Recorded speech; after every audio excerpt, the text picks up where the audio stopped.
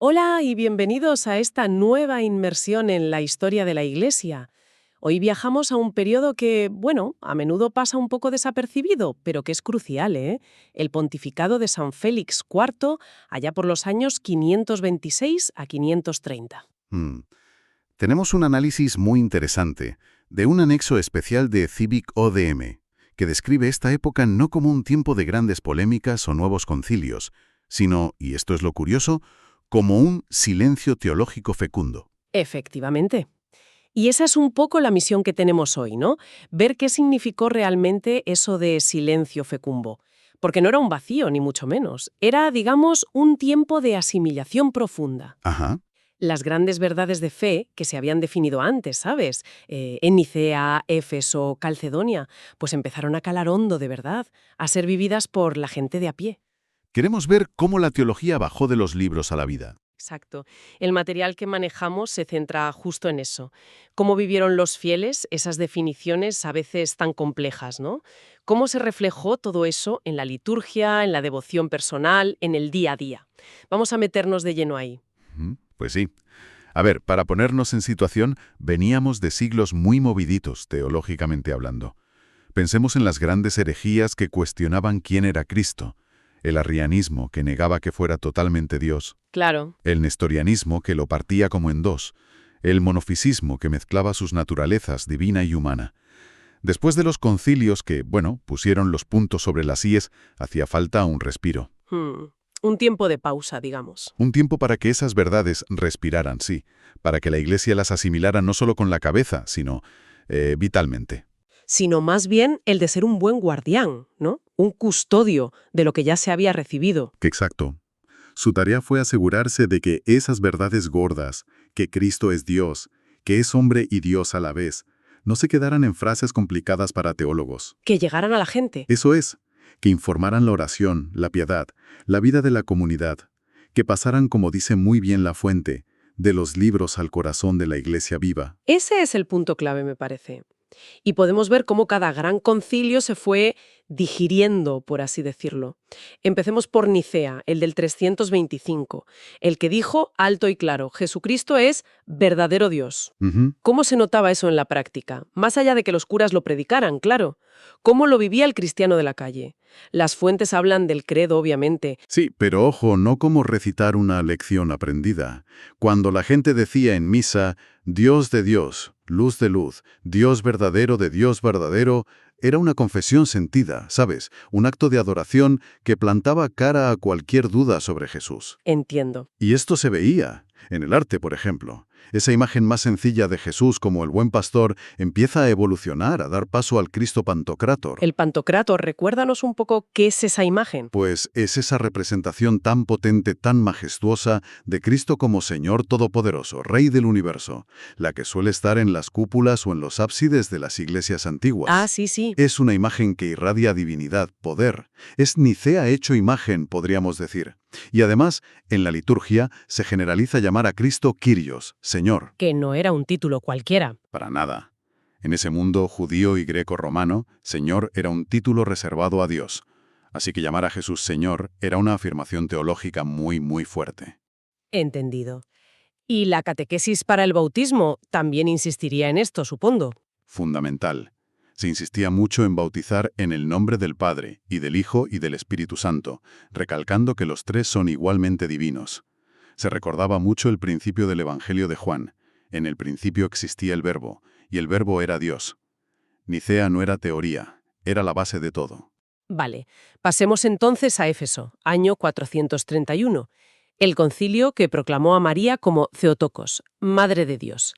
Esto contra Nestorio, que decía que solo se le podía llamar Madre de Cristo. Y aquí pasa algo muy curioso. Según nuestras fuentes, bajo Félix IV, el título Theotokos se extendió muchísimo en Roma.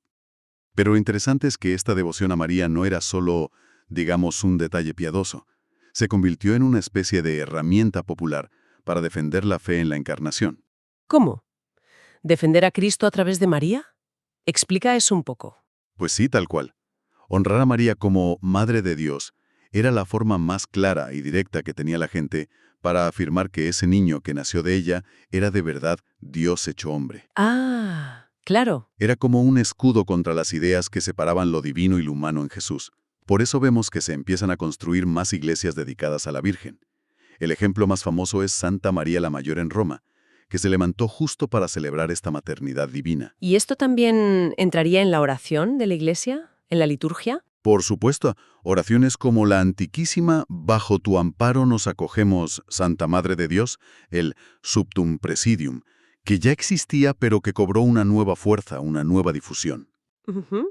Rezarle a María llamándola Madre de Dios era una forma de profesar la fe de Éfeso. En la catequesis se usaba a María para explicar la encarnación. Dios se hizo hombre en su seno para que nosotros pudiéramos ser hijos de Dios. Y además, María se convierte en un símbolo muy potente de la propia Iglesia, la que recibe la palabra de Dios y la da al mundo. Fascinante. Llegamos así al siguiente gran punto doctrinal que la gente tuvo que asimilar. Calcedonia, en el 451. Este fue el que definió la unión de las dos naturalezas en Cristo, la divina y la humana. Sin confusión, sin cambio, sin división, sin separación, pero en una única persona divina. Uf, una doctrina sutil, ¿eh? Compleja.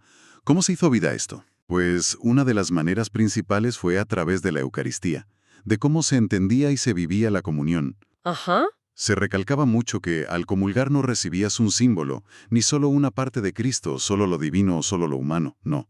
Recibías a la persona completa de Cristo, verdadero Dios y verdadero hombre. Y la liturgia romana, que dices que se estaba consolidando fuerte en esa época, ayudó a transmitirlo. Fue clave. La liturgia, sobre todo al celebrar el misterio de la Pascua, la pasión, muerte y resurrección, se presentaba como la obra conjunta, inseparable, de esas dos naturalezas unidas en Cristo. Era el Dios hombre el que sufría, moría y resucitaba por nosotros. ¿Y cómo se expresaba eso? Bueno, pues en las oraciones, claro, pero también en himnos y antífonas, que empezaron a usarse más. Las fuentes mencionan uno en concreto, ¿no? Sí, el famoso O admirabile commercium. Es un himno precioso que celebra justo esta unión y lo que significa para nosotros. Viene a decir algo como, ¡qué intercambio tan admirable! El Creador se hizo hombre, naciendo de una virgen, para darnos su divinidad. Es Calcedonia hecho poesía y música. Qué bonito. Incluso el arte lo reflejaba. Las imágenes de Cristo buscaban mostrar esa unión perfecta. Un rostro humano, sí, pero que dejaba traslucir la majestad divina. Y la catequesis, me imagino, también machacaría este punto. Desde luego, se explicaba que toda la salvación que nos trae Cristo, desde que se encarna hasta que sube al cielo, solo es posible porque Él es a la vez verdadero Dios y verdadero hombre. Se recordaban textos de San Pablo como ese a los Colosenses, en Él reside corporalmente toda la plenitud de la divinidad.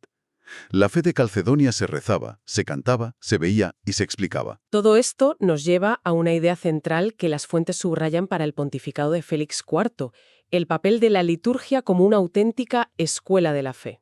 Es que esa es una de las claves de este periodo, sin duda. Piénsalo.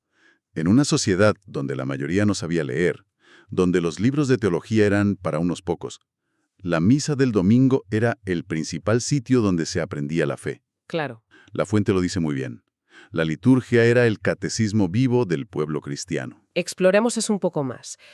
¿Qué partes concretas de la liturgia eran como una clase de catecismo? Pues varias cosas.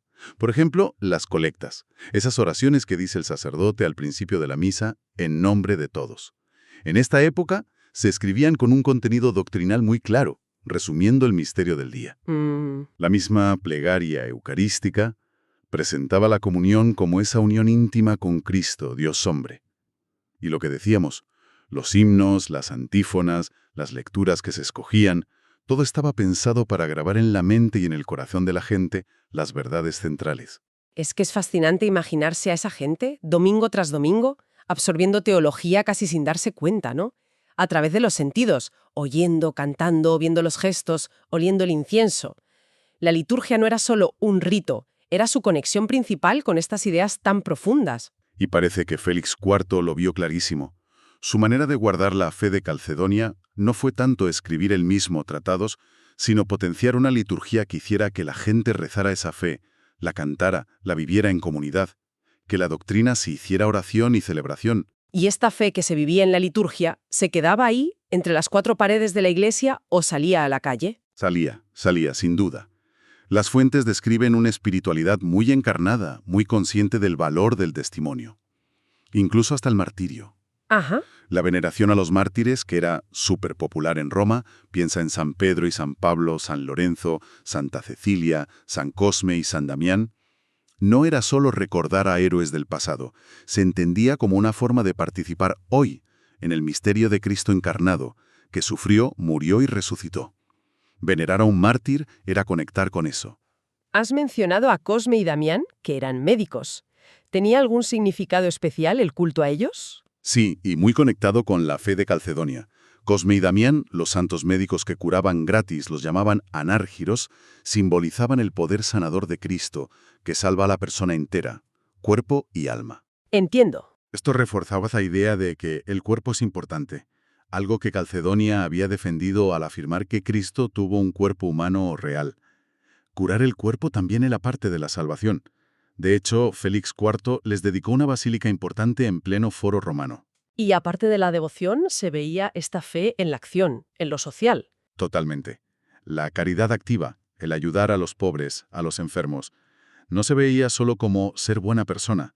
Se entendía como una continuación directa de lo que hizo Cristo, el Dios hecho hombre que se acercó a los más necesitados. Servir al prójimo era encontrar a Cristo encarnado en ellos. La teología se hacía vida práctica, y esa vida era el mejor testimonio de la fe que se decía tener. Hay otro punto que las fuentes destacan de esta época. Cómo la ortodoxia, o sea, la doctrina correcta, se va convirtiendo en una seña de identidad muy fuerte. No solo algo intelectual, sino algo espiritual, de pertenencia a la Iglesia. Correcto. Ser católico en el siglo VI significaba dos cosas que iban juntas. Estar en comunión con Roma, con la sede de Pedro, y vivir la fe tal como la habían definido los grandes concilios. Nicea, Constantinopla I, Éfeso, Calcedonia. O sea, la ortodoxia no era solo una lista de creencias. No, era lo que unía a la gente, lo que les daba identidad como comunidad cristiana en un mundo que políticamente se estaba rompiendo en pedazos. Y ahí el papel del Papa como sucesor de Pedro era clave, imagino. Fundamental. Se le veía como el guardián de la memoria de los apóstoles, el garante de que el depósito de la fe, esa herencia recibida, como dice San Pablo a Timoteo, ¿no? Guarda el depósito, se mantuviera intacto y se transmitiera fielmente. Esto tiene todavía más peso si pensamos en cómo estaba el mundo en ese momento, políticamente hablando. Justamente, el Imperio Romano de Occidente se había ido al traste un siglo antes. Europa era un mosaico de reinos bárbaros, muchas veces peleados entre ellos y en algunos casos, como los godos, de fe arriana, no católica. Claro. En medio de toda esa fragmentación política y cultural, la unidad en la doctrina, custodiada y promovida por el Papa desde Roma, fue un pegamento muy fuerte. La fe católica compartida, basada en los concilios, se convirtió en un hilo invisible pero muy resistente que unía a los cristianos por encima de las fronteras. Estaba forjando una identidad común para esa nueva realidad que llamamos la cristiandad europea. Entonces, intentamos resumir el legado de este pontificado, de Félix IV, que fue cortito y sin grandes titulares doctrinales propios. ¿Cuál dirías que fue su contribución más importante? Pues yo diría que su contribución fue silenciosa, pero esencial. Demostró que la fe no solo hay que definirla, sino que hay que asimilarla, rezarla y vivirla. Félix IV no pasó a la historia por añadir dogmas, sino por enseñar a su gente a vivir los que ya había. Su pontificado nos enseña algo que siempre es verdad en la Iglesia. La fidelidad a la doctrina necesita de la oración y de la vida espiritual para no quedarse en teoría fría. Y al revés, la devoción, la piedad, necesita la guía de la doctrina clara para no irse por las ramas o caer en el sentimentalismo. Y en ese equilibrio, Roma se consolidó no solo como un centro de autoridad doctrinal, sino como, ¿cómo lo llaman las fuentes? Un corazón orante del mundo cristiano. Eso es. Un lugar donde la fe definida se hacía oración común, se celebraba en la liturgia y se intentaba llevar a la práctica. Hay otra cita de San Pablo a Timoteo que la fuente aplica aquí y que lo clava. Guarda el buen depósito mediante el Espíritu Santo que habita en nosotros. Se trata de custodiar la fe, sí, pero no como quien guarda algo muerto en un cajón, sino con la vida que le da el Espíritu a través de la oración y la vida de la Iglesia. Hagamos entonces una recapitulación rápida de lo que hemos visto. Hemos visto que este pontificado de Félix IV, ese aparente silencio teológico, en realidad fue un tiempo súper importante para que las grandes definiciones de Nicea, Cristo es Dios, Éfeso, María es Madre de Dios y Calcedonia, Cristo es Dios y hombre, bajaran de las alturas teológicas y se hicieran carne en la fe vivida del pueblo. Y hemos visto cómo se hizo eso, principalmente a través de la liturgia, que funcionaba como un catecismo vivo para todos, supieran leer o no. Claro. También a través de las devociones populares, sobre todo a María y a los mártires, que conectaban emocionalmente con esas verdades. Y por supuesto con la práctica de la caridad, entendida como servir a Cristo en el hermano. Todo esto basado en la confesión de la fe ortodoxa, que se consolidó como una verdadera identidad eclesial en comunión con Roma. Para terminar, el documento que hemos estado analizando nos deja una frase final, una palabra de cierre, que era una antigua fórmula de la catequesis romana del siglo VI. Me parece que resume perfectamente el espíritu de esta época. Lo que creemos en el corazón, lo cantamos con los labios y lo vivimos en las obras. Es una expresión magnífica, ¿verdad? Esa integración total entre el creer, el celebrar y el vivir. Y nos deja ahí una pregunta resonando, una reflexión abierta para quienes nos escuchan, ¿no? Ujú. ¿Cómo se vive hoy esa conexión tan necesaria entre lo que creemos dentro, lo que expresamos juntos, ya no solo cantando, sino de muchas maneras, y cómo se traduce eso en acciones concretas en el día a día? ¿Sigue siendo hoy nuestra vida, nuestras obras, el testimonio más fuerte de lo que creemos en el fondo? Ahí queda eso, para darle vueltas.